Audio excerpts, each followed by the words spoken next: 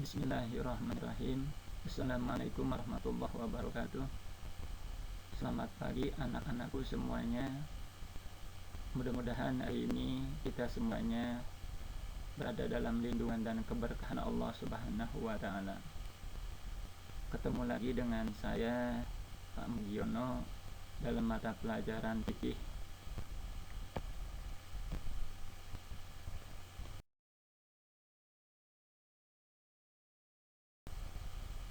Pembelajaran dimulai. Marilah kita terlebih dahulu berdoa. Mudah-mudahan ilmu yang kita dapatkan hari ini bermanfaat dunia akhirat. Bismillahirrahmanirrahim. Ana hadiniya wa likulli niyatin shalihah liridha ilahi ta'ala al-Fatihah. A'udzubillahi minasyaitonir rajim. Bismillahirrahmanirrahim. Alhamdulillahirabbil alamin arrahmanirrahim maliki yaumiddin. Iyyaka na'budu wa iyyaka nasta'in. Ihdinas siratal mustaqim. Shiratal ladzina an'amta 'alaihim ghairil maghdubi 'alaihim waladdallin. Mari kita sama-sama baca doa sebelum belajar. Bismillahirrahmanirrahim. Rabbi zidna ilman warzuqna fahman waj'alna minas shalihin. Ya Allah, ya Tuhanku, tambahkanlah ilmu kepadaku dan berikanlah aku karunia untuk dapat memahaminya, dan jadikanlah aku termasuk orang-orang yang soleh.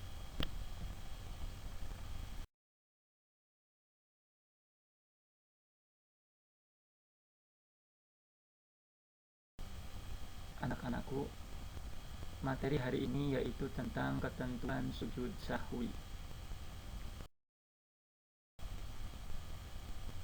Apakah ada yang pernah mendengar atau pernah mempraktekkan sujud sahwi?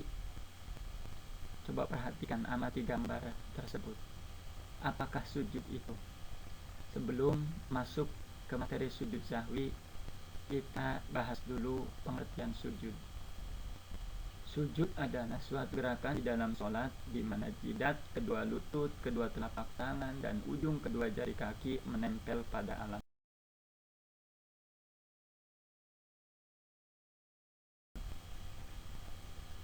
Sujud memiliki keajaiban. Hal ini diakui oleh seorang peneliti internasional bahwa aliran darah hanya dapat menyebar ke seluruh bagian otak hanya dalam keadaan sujud.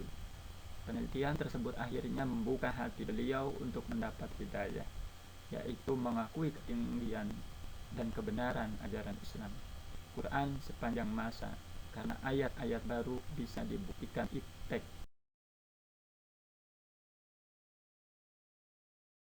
Akhir. Coba perhatikan anak-anakku, gambar otak. Gambar tersebut mirip sekali dengan orang yang sedang sujud. Otakmu seperti seorang yang sedang sujud. Justru kenapa perlu akal itu digunakan untuk berpikir dan memilih mana jalan yang baik dan mana jalan yang buruk. Ulama sepakat seluruh mazhab bahwa yang meninggalkan atau kelebihan salah satu kewajiban sholat dengan sengaja, maka sholatnya menjadi batal. Dan jika meninggalkan kelebihan dan ragu-ragu karena lupa menggantinya dengan sujud, maka lakukanlah sujud sahwi.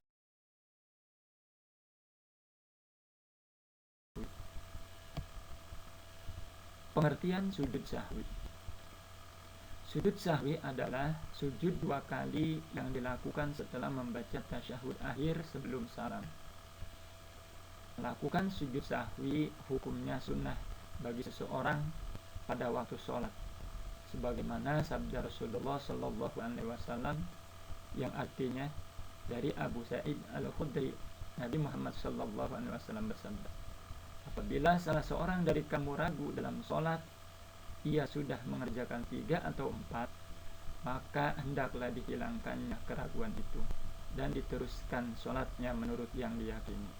Kemudian hendaklah sujud 2 kali sebelum salam. Hadis riwayat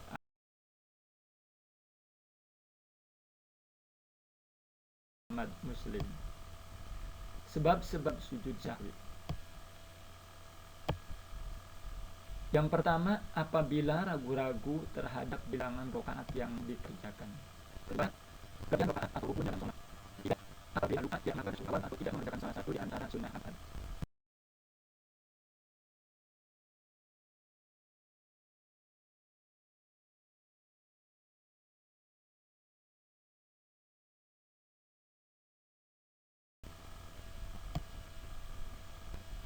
Tata cara melakukan sujud sahwi. Pertama, setelah membaca tasyahud akhir, kemudian sujud disertai dengan takbir. Kedua, di dalam sujud membaca doa sujud sahwi. Ketiga, duduk seperti duduk di antara dua sujud, tidak baca apapun. Keempat, sujud dan membaca doa sujud sahwi lagi. Dan yang terakhir, kelima, duduk lagi dan memberi salam.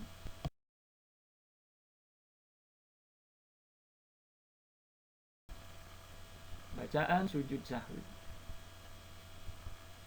Mari kita sama-sama baca doa sujud sahwi. A'udzu billahi minasyaitonir rajim. Bismillahirrahmanirrahim. Subhana man la yanamu wa la yashu.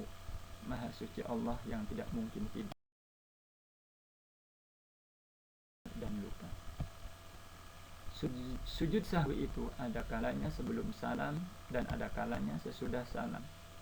Adapun sujud sahwi yang dilakukan sebelum salam ialah pada dua kondisi. Pertama, apabila dikarenakan kurang dalam pelaksanaan sholat.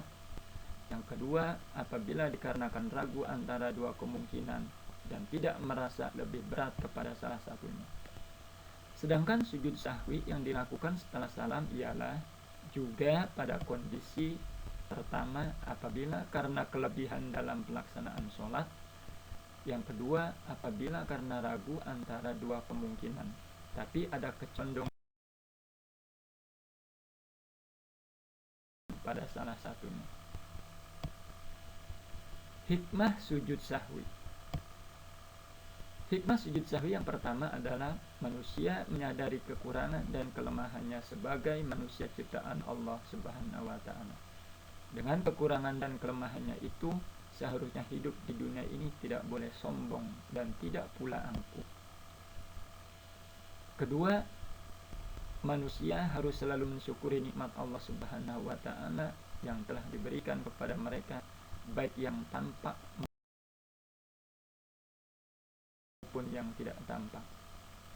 Akhirnya, untuk hari ini materi kita tentang ketentuan sujud syukur dicukupkan sampai dengan di sini. Mudah-mudahan ada manfaatnya. Ilmu yang kita dapatkan hari ini bermanfaat dunia akhirat.